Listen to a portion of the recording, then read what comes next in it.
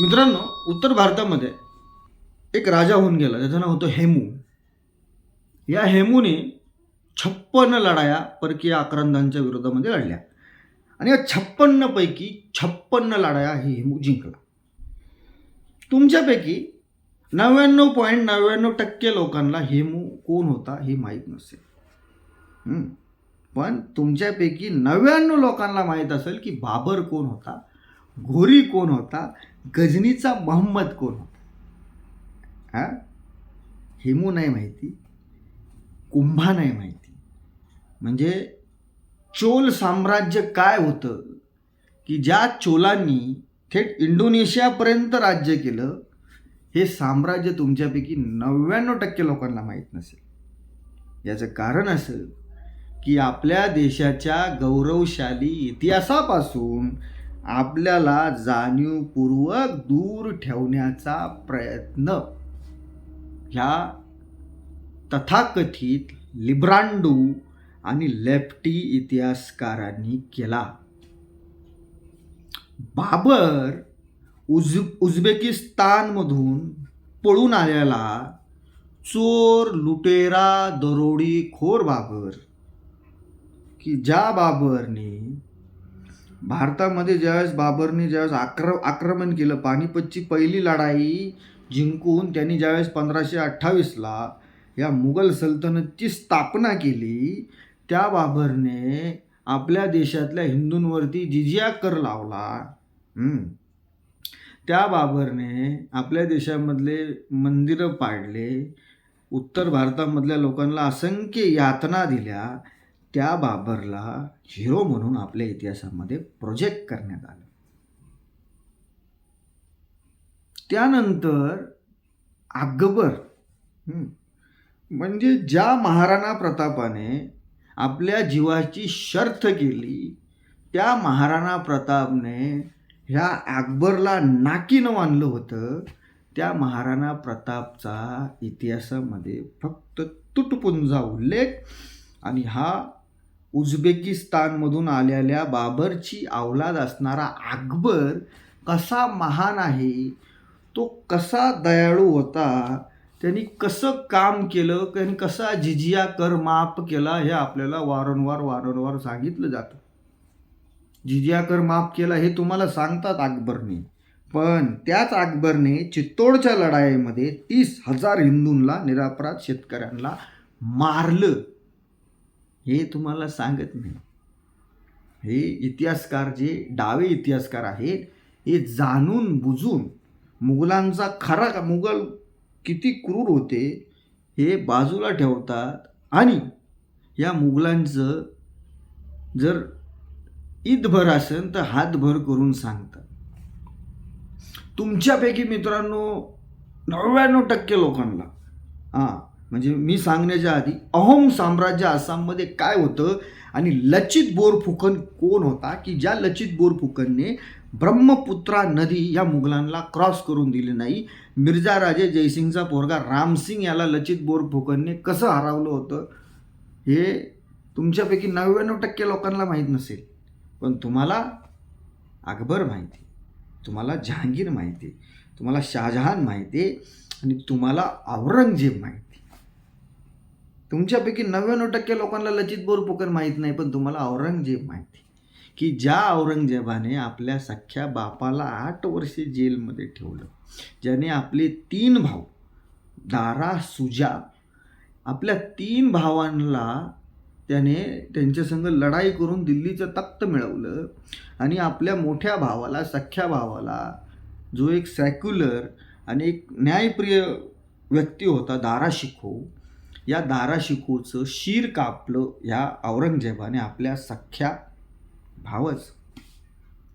तो औरंगजेब किती महान होता, त्याच्या दरबारामध्ये कसे हिंदू सरदार काम करत होते, हे तुम्हाला वारंवार इतिहासामध्ये सांगितलं. मुघलांनी ताजमहल बांधलं, मुघलांनी लाल किल्ला बांधला, मुघलांनी आग्र्याचा किल्ला हे बांधलं, ते बांधलं. अहो साहेब, मुघल इकडं आले, मुघल इकडं येऊन इथल्या लोकांकडून त्यांनी जिजिया नावाचा अत्यंत विषारी कर इथल्या लोकांकडून आकारला आणि त्याच्या पैशातून आपल्या लोकांना लुटून त्यांनी हे ताजमहल, आग्र्याचा लाल किल्ला हे सगळं बांधलं. जर भारतीय लोकांचं लुटून, भारतीय लोकांची लुटमार करून, आपली मंदिरं लुटून, आपल्या शेतकऱ्यांना लुटून हे सगळं उभं राहिले. त्यामुळे जर कोण म्हणत असेल की मुघलांनी ताजमहल बांधला, मुघलांनी है ना, तर मुघलं एवढेच बांधणारे होते, तर मुघल जिकडून आले तिकडं का बरं नाही बांधलं त्यांनी? तिकडं तर साधं एक संडास सुद्धा नाही बांधलं त्या बाबरनी. साधं संडास नाही बांधलं बाबरनी. तिकडून जिकडून तो आला होता उझबेकिस्तानमधून, त्याला हाकलून दिला होता तिकडून उझबेकिस्तानमधून अफगाणिस्तान मार्गे, आणि इकडं ताजमहल बांधलं. लाल किल्ला बांधला. अरे ते लाल किल्ला बांधला, ते लाल किल्ल्याला बांधणारे हात हे भारतीय होते. हे आपल्या सर्वसामान्य माणसांचा विसर पडतो ना. आपण फक्त ह्या अलाउद्दीन खिलजी, गजनीचा मोहम्मद, ह्या सर्व गोष्टी तुम्हाला अलाउद्दीन खिलजी, पानिपतमध्ये मराठे कसे हरले हे सांगितलं जातं. पण तुम्हाला या अलाउद्दीन खिलजीचा बाप इराणचा नादिरशाह ज्यावेळेस भारतावरती चालून आला होता, ज्यावेळेस हा दिल्लीमध्ये होता, दिल्लीचा मुघल बादशाह त्यावेळेस मोहम्मद शाह रंगीला होता, नावाप्रमाणेच रंगीला होता हा मोहम्मद शाह. ज्यावेळेस हा नादिरशाह दिल्लीमध्ये आला होता आणि दिल्लीमध्ये कतली माजवल्या होत्या ह्या नादिरशाहने, त्यावेळेस ह्या नादिरशाहला पळून लावलं होतं मराठ्यांनी. मराठ्यांचे त्यावेळेस तिसरे छत्रपती शाहू महाराजांनी बाजीराव पेशवे यांच्या नेतृत्वाखाली फौज दिल्लीला लाखाची फौज पाठवली होती. आणि या फौजेला घाबरून हा नादिरशाह ढुंगणाला पाय लावून हा परत एकदा इराणला पळाला होता. हे इतिहासामध्ये सांगितलंच नाही आपल्याला की मराठ्यांचं किती कर्तृत्व होतं. जर छत्रपती शाहू नसते तर ह्या नादिरशाहने जशी दिल्लीमध्ये म्हणजे उत्तरेकडे जे या नादिरशाहच्या फौजांनी ज्या पद्धतीने कत्लेआम माजवला होता, तसाच कत्लेआम त्यांनी दख्खन म्हणजे नर्मदेच्या खाली सुद्धा माजवला असता. त्यावेळेस देशामध्ये एक शक्ती होती, ते म्हणजे मराठा साम्राज्य, आणि त्यांचं नेतृत्व करत होते छत्रपती शिवाजी महाराजांचे नातू आणि छत्रपती शंभूराजे यांचे चिरंजीव थोरले शाहू. हे इतिहासामध्ये सांगितलंच नाही आम्हाला. छत्रपती राजाराम महाराज यांनी मुघलांच्या विरोधामध्ये कशा पद्धतीने जिंजीच्या किल्ल्यामधून कशा पद्धतीने लढा दिला, कशा निगाऱ्याने ते लढले, आणि नाशिकपर्यंतचा प्रांत छत्रपती राजाराम महाराजांनी मराठा साम्राज्याच्या खाली आणला. आणि त्यांनी कशा पद्धतीने त्यांच्या नेतृत्वाखाली संताजी धनाजी म्हणले तर मुघल त्यांना त्यांच्या नुसत्या आवाजाने मुघल पळायचे. हे आपल्या इतिहासामध्ये सांगितलंच नाही. सांगितलं 2 ओळी 3 ओळी, एक पॅरेग्राफ, आणि मुघलांवरती 4-4 धडी. मुघल संपतच नाही. बाबर आला का, हुमायून, शाहजहान, जहांगीर, अकबर, औरंगजेब नंतर सुद्धा होतीच चालू. हे मुद्दामून केलेलं आहे. मुद्दामून. कुंभा, लचित बोरफुकन, महाराणा प्रताप, पृथ्वीराज चौहान, छत्रपती शिवाजी महाराज, छत्रपती शंभूराजे, छत्रपती थोरले शाहू, छत्रपती राजाराम महाराज, महाराणी ताराराणी. दक्षिणेकडे जर तुम्ही गेला तर कृष्णदेव राय यांचा इतिहास जाणीवपूर्वक लपवण्याचा प्रयत्न केला. जाणीवपूर्वक म्हणण्यापेक्षा की जरी काही तुटपुंज म्हणजे काही पुस्तकांमध्ये असेल 4 ओळी 5 ओळी, त्याच्या पलीकडे नाही माहिती. चोल एवढं महान साम्राज्य, 90% लोकांना माहिती नसेल चोल साम्राज्यानं. आताच्या पबजी खेळणारा अवलादींना तर माहीतच नसेल. आणि जर त्याच्यावरती एखादा चित्रपट जर आला आणि त्या चित्रपटामधून आमचा राजा जर घराघरात पोहोचायला लागला, तर हे ज्या लेफ्टी लोकांनी हा जो सगळा खोटा इतिहास जो लिहून ठेवलेला आहे, त्यांच्या पोटात दुखायला लागतं. ब्रिटिशांवरती अख्खेचे अख्खे पुस्तकं लिहिली. ब्रिटिशांना किती ग्लोरिफाय करण्याचा प्रयत्न केला. पण ह्या 1857च्या उठावामधला नायक मंगल पांडे, ज्यांनी बॅरकपूरच्या छावणीमधून एक आग पेटली होती 1857ला, आणि या मंगल पांडेनी 1857ला या ब्रिटिश ईस्ट इंडिया कंपनीचं अस्तित्व भारतातून संपलं आणि ब्रिटनच्या क्वीन एलिझाबेथला ही सत्ता आपल्याकडं घ्यावी लागली 1857ला. क्वीन व्हिक्टोरियाला 1857ला ईस्ट इंडिया कंपनीकडून ही जी भारतातली जी सत्ता होती ही ब्रिटिश गव्हर्नमेंटकडे घ्यावी लागली. एवढं मोठं काम या मंगल पांडेसारख्या एका क्रांतिकारांनी करून ठेवलं आणि त्याच्याबद्दल इतिहासामध्ये फक्त 4 वळी. हां, आता तरी इलेक्ट्रॉनिक माध्यमं, सोशल माध्यमं, त्यानंतरची पुस्तकं, त्यानंतर तरी समजतंय की आमचे पूर्वज किती महान होते, आमच्या पूर्वजांनी किती करून ठेवले. पण आपल्या पूर्वजांचा इतिहास बाजूला ठेवला आणि ह्या नादिर शहाचा, अलाउद्दीन खिलजीचा, गजनीच्या मोहम्मदचा, ह्या मुघलांचा अब्दालीचा इतिहास आपल्याला सांगत बसले. अरे तुर्क, मंगोल, इराणी, पठाण या लोकांचं आपल्याला करायची काय? हे आक्रांत होते. आणि ज्या लोकांना यांचा अभिमान वाटतो ना, ज्या लोकांना, त्यांची बुद्धी आहे ना मित्रांनो, बेडकासारखी बुद्धी त्यांची. जर ज्या लोकांना जीव आला आणि आपली ठोकून गेला आणि त्याला जर कोणी बाप म्हणत असेल तर त्यांची बुद्धी त्यांना लाभराव.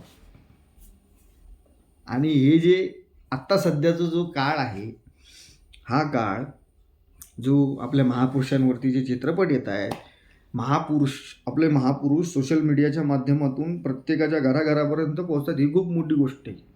आणि हे जे आपल्या देशावरती परकीय आक्रांतांनी हजारो वर्षापासून, म्हणजे 12व्या शतकापासून, जेव्हा 12व्या शतकापासून आणि ह्या ब्रिटिशांपर्यंत जे परकीय आक्रांत आहेत, या परकीय आक्रांताला तेव्हापासून या लोकांनी ग्लोरिफाय करण्याचा प्रयत्न केलेला आहे.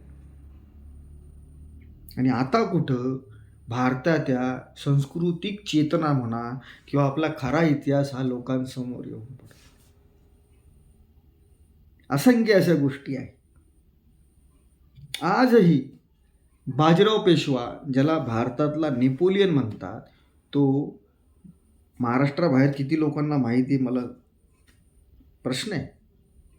लचित बोरफुकन, ज्यांनी अहोम साम्राज्याचा सेनापती, यांनी आसाममध्ये अहोम साम्राज्याचा ध्वज हा तेवत ठेवला आणि मुघलांना त्यांनी घुसून दिलं नाही नॉर्थ ईस्टमध्ये, तो लचित बोरफुकन किती लोकांना माहिती आहे. शिवाजी महाराजांनी ज्या शाहिस्तखानाची बोटं पुण्यातल्या लाल महालात तोडली होती, तो शाहिस्तखान हा बंगालचा सुभेदार होता. आणि बंगालच्या सुभेदारात ह्या शाहिस्तखानाची नंतर गाठ ह्याच लचित बोरफुकनची झाली होती. आणि या लचित बोरफुकननी या शाहिस्त्याला 1 इंचसुद्धा ब्रह्मपुत्रा नदी क्रॉस करून दिली नाही. असा हा महान वीर लचित बोरफुकन होता. किती लोकांना माहिती. मित्रांनो, आधी मुघल आणि मग ब्रिटिश, हा सर्व जो इतिहास आहे, हा इतिहास जाणीवपूर्वक सर्वसामान्य माणसांपासून लपून ठेवण्याचा प्रयत्न या लोकांनी केला. याला खूप मोठं षडयंत्र आहे. याला तत्कालीन राज्यकर्त्यांचा सुद्धा पाठिंबा होता.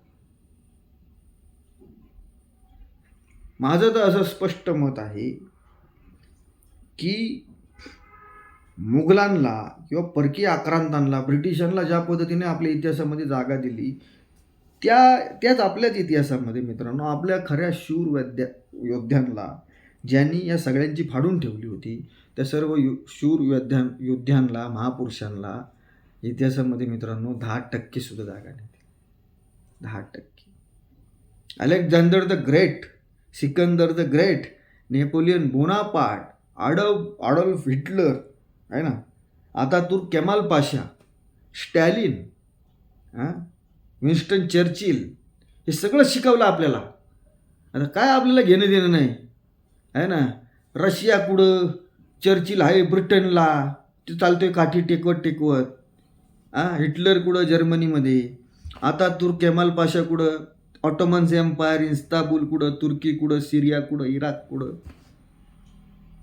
पण आपल्या देशातले महापुरुष आपल्याला शिकवले नाही मित्रांनो. त्यामुळं आता सध्या जे नवीन चित्रपट येत आहेत, आपले महापुरुष हे लोकांपर्यंत पोचत आहेत. तुम्हाला सुद्धा माझी विनंती आहे की तुम्हाला जिथं तुम्हाला संधी मिळेल आपल्या महापुरुषांबद्दल वाचा, त्यांनी काय केले आपल्यासाठी याच्याबद्दल वाचा. धन्यवाद.